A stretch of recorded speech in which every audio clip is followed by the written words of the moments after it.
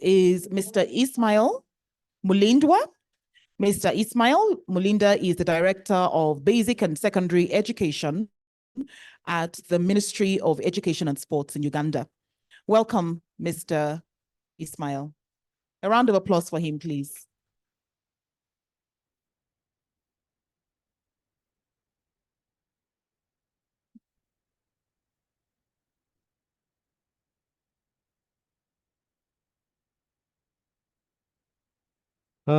Thank you very much, our MC. Ladies and gentlemen, I want also to take this opportunity to welcome you back from that heavy lunch. Ladies and gentlemen, the topical issue is data assessment frameworks to inform policy and effective practices in foundation learning. And ladies and gentlemen, you must be aware that in our morning session, a picture has been clearly painted here about the importance of data and assessment. Short of that, then you are likely to miss a point and come up with a invitation, kind of intervention that may not address the critical issue of the learning outcomes. Ladies and gentlemen, foundation learning, which includes acquisition of literacy, numeracy, and social emotional skills, is critical in providing building blocks for all other learning. Other learning builds on what you have done at that foundation level. If you miss a point at that level, then you have missed it all. This therefore calls for robust data and assessment frameworks that should inform policy making to effectively implement the foundation learning interventions.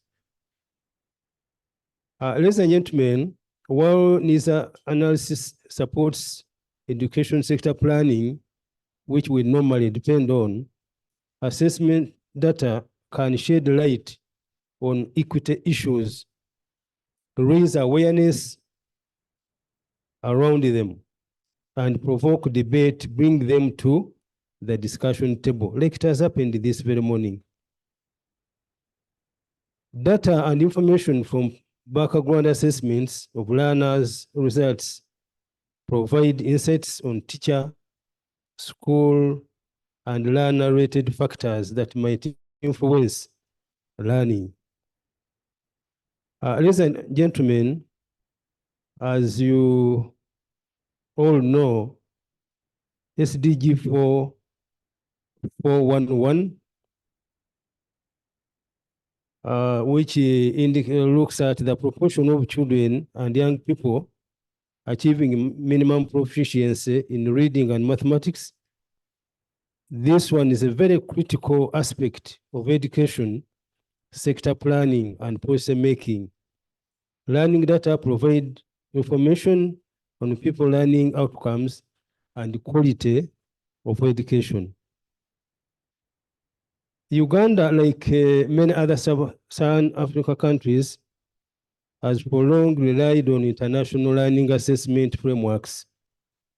All investments in data collection and management have been limited, and many times not given due attention. The international large-scale assessments used in the 2000s were largely designed for the global north and therefore ill-fitted for low-income countries like Uganda and many other sub-Saharan countries. Faced with the daunting primary demand for increased access, low-income countries have not been able to commit enough resources in effective data systems, including assessment of learning data. Yet in recent years, the ministry or many ministries in sub-Saharan Africa, I would pick Uganda, joint with the education development partners, Uganda has increased investments in context-specific learning assessments, which are now helping to inform policy and the right interventions at that. Strengthened education management information systems, EMIS is one of them. National Assessment of Progress in Education, which is often referred to as NAPI, is another. Early grade reading assessment and the early grade mathematics assessment is another.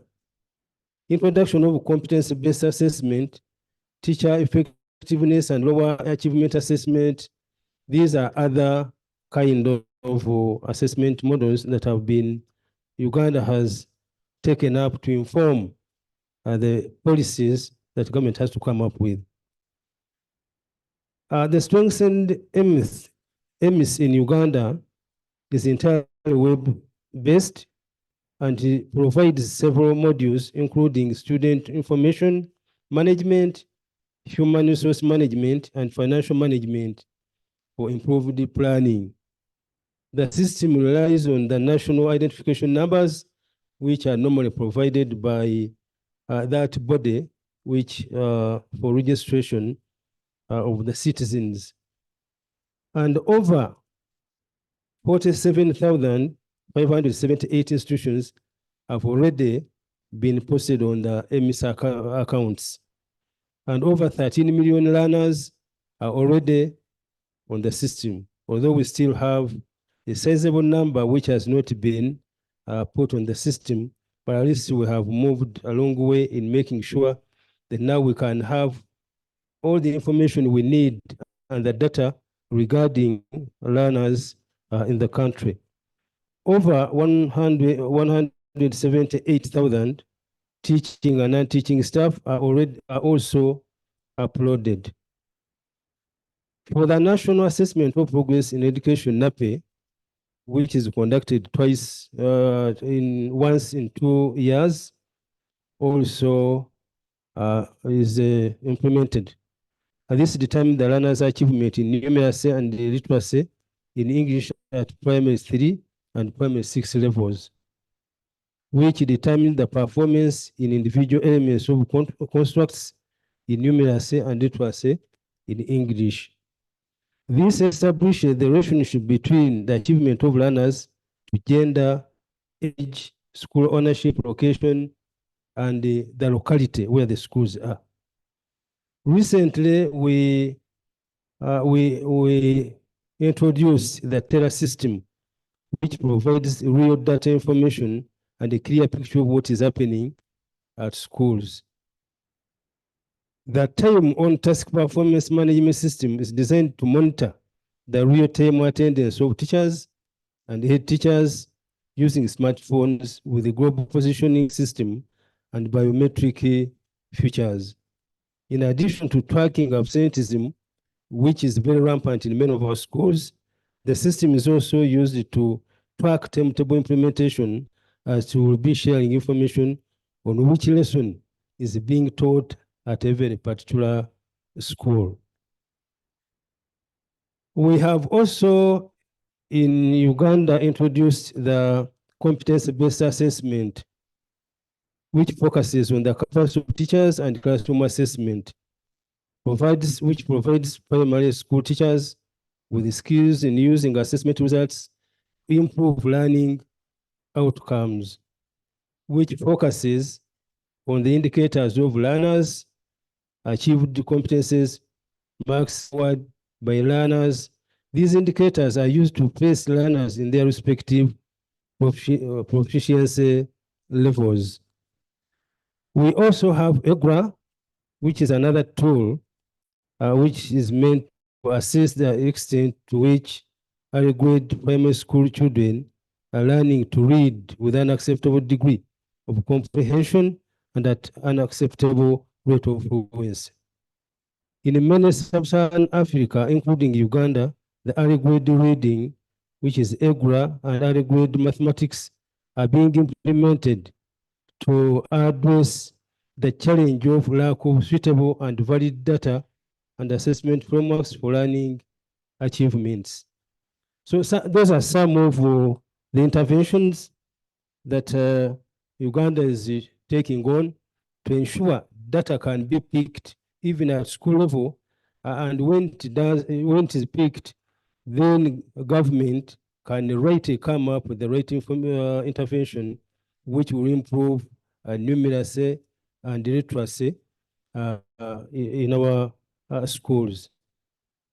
What are the reflections?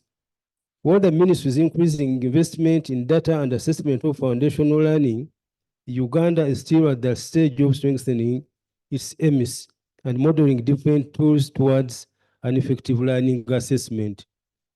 Some of the systems and tools, such as EGRA, are only the initial steps that came in the absence of strong learning assessment frameworks. The education systems need to go beyond measuring reading, because normally we focus on literacy and numeracy, but there are some other areas we need really to assess and be able to improve. In light of the limited budgets for education in most of the countries in Africa, there's a need for regional efforts for advanced holistic learning assessment frameworks for our countries. The regional assessment of learning framework, the Southern and Eastern Africa Consortium, which has been talked about here, for monitoring educational quality, which has been running since 1990s, needs to be revamped and strengthened.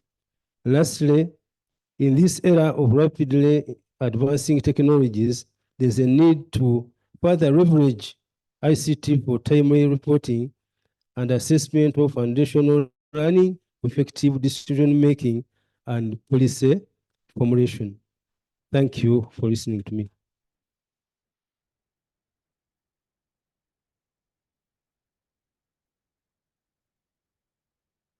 Thank you so much, Mr. Malinda. Thank you for setting the context and for the conversation that follows by showing us, what you've done in terms of learning assessments, teacher assessments, and also your reflections on how the learning assessment system can be strengthened in Uganda. So thank you very much for doing that. I'm now going to invite to the podium the moderator and also the panelists, for the next session. And so I'd like to first of all invite Dr. Benjamin Piper to join us on the stage. Please welcome him. Welcome him. And he is the Global Education Head of the Bill and Melinda Gates at the Bill and Melinda Gates Foundation. Welcome. I'm also going to invite Mr. Armando Ali, who is the CEO of the People's Action for Learning Network, PAL Network. Armando, please welcome him. As well as Dr. Akim Okuni, who is the Senior FLN Expert at Human Capital Africa.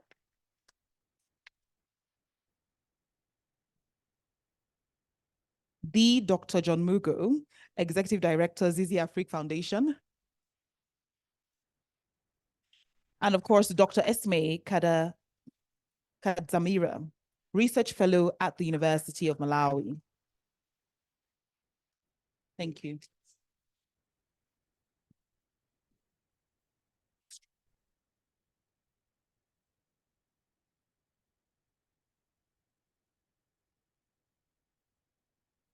Welcome, everyone, and thanks for coming on time after lunch. This is an all-star panel, so you will be entertained, even as your food digests.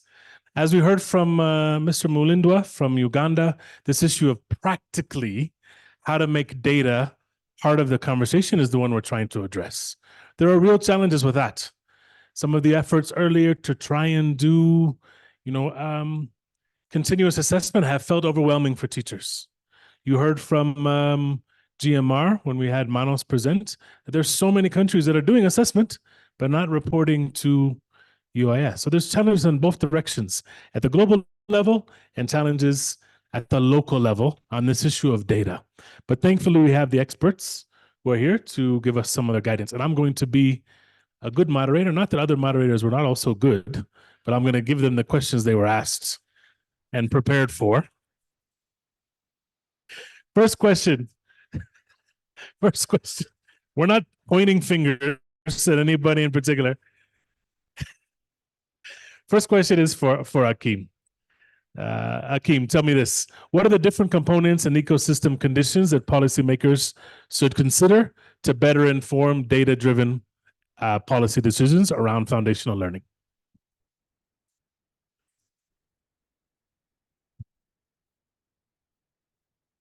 Okay, thanks. Thanks, Ben, and good afternoon, everyone. Okay, welcome to this discussion. And I want to start by reflecting on some of the things that were mentioned this morning. And especially a question that was posed: how do we operationalize the commitments? And also there was an issue of how can data guide effective resource allocation? I think in all this, and plus other issues that were mentioned in the morning, we find, as it was said, the role of data to be very vital. And so then the question for me is, when data is mentioned, what immediately comes to your mind? When evidence is mentioned, what immediately comes to your mind? There was also an issue that was mentioned also in the morning. How do we avoid project thinking and think more system-wide? And for me, all these issues that were discussed in the morning point to a few things that I just want to mention here in relation to the question that has been posed. What are the types of evidence that we are talking about? When the question is asked, when the data is mentioned, what comes to our mind? Often it's within our small point of reference from where we sit, depending on where you sit in the system. If you're in a project or in a program, you think of that. If you're at subnational level, you think of certain things. If you're at the national level, again, you think of that. But so, how do we broaden this whole issue about data? And so I'll mention a few components. I can't exhaust all of them in the time that I have, but I'll mention a few. Of course, the most obvious that often comes to our mind is research. And it is research-based data around all the kinds of research models or designs that we are all familiar with. But also, we have data from economics. Budget data, for example. We talked about resource allocation and resource use. So we have data from economics. And this is data that is, and I should have actually said that if you talk about availability of data, we have vast amounts of data floating around, vast amounts. But often, as I've said, when we think of data, we narrow down to the specifics, depending on where we are. There is political data, and this is all the data that are available to us. We have data, for example, around the government's agendas. These governments, we are in a democratic dispensation now. They write party manifestos. They win an election. They have got an agenda. And they have provided certain things that they want to do. And you can go on. I mean, there are data from experts. Expert advice. Yeah. Moderator is very gentle. You have 2 minutes. Hope. And so you have, and I was going to give him as an example. You have expert opinions. You know, people will tell you something about FLN. I've known Ben for the last 15 plus years, and he has been, you know, consistent on this same message around foundational literacy thing. So if that is the kind of variety of data that we have available to drive our decision making, what is the kind of data ecosystem that we are operating in? We are operating in an ecosystem that is where data is fragmented. You know, it's unstructured. You know, data from one source does not speak easily to the other source. We are talking about data where we are talking about limited capacities of even exploring that data to make sense of it. And we are also talking about underfunding in some cases, where we want to find out, we want to get certain information and we can't fund it, or if somebody is funding it, they have their own agenda as well. And so in a nutshell then, what am I basically saying? That data-driven policy, FLN policy decision-making must be multidimensional. It must be multi-level. It must be responding to the diagnosis of what the problem is, and must be informing policy in terms of how do we move forward in terms of what we want to achieve. Thank you very much. Thank you very much, Akim. You can clap for him. Thank you. So thanks, Akim, you've set the stage for the multiplicity and multiplication of data and how to navigate that. We're going to ask John to kind of narrow down a little bit in his conversation, which is on the pursuit of data-driven solutions. How do we ensure that teachers are adequately trained to interpret and utilize that data that comes to them effectively in their classrooms? And if I can add one editorial comment, we're seeing countries really struggle as some of these new curricula are rolled out to make it plausible and possible for teachers to use the right kind of data to help inform. How would you guide us, John?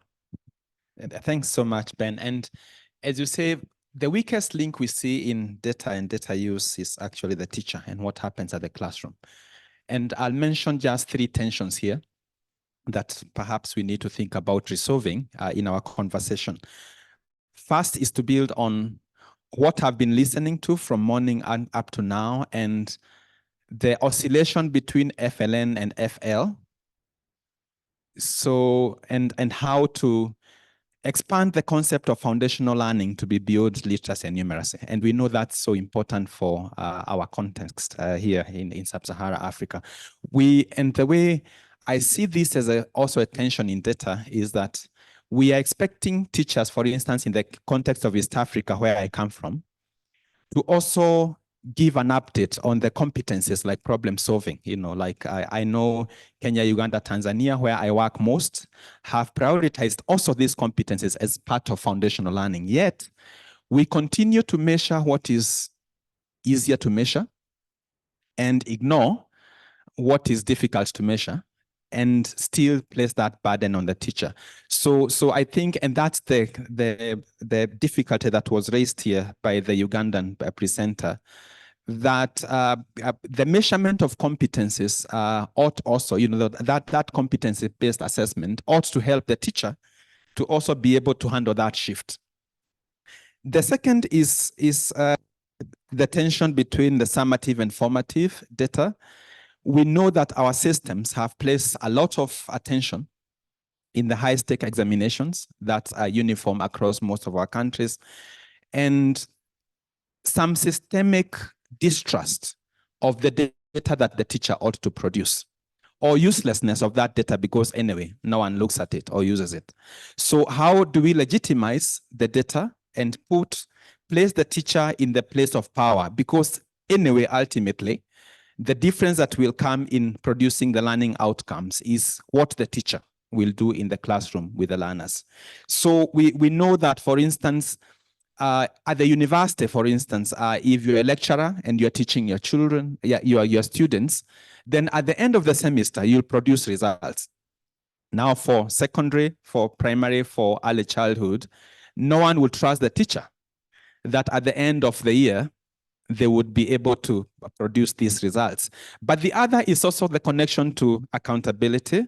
In Kenya, for instance, we have the policy of automatic transition. So if I'm a grade 2 teacher, at the end of the year, I hand over my learners to the grade 3 teacher. And no one asks me how many of those have learned.